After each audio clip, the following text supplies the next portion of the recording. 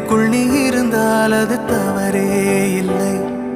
நீலை நான் பருவமழை, சிறு சிறு துளியாய் விழும் தருணம் இல்லை.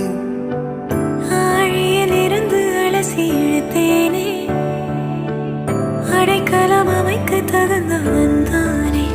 அடி அழகா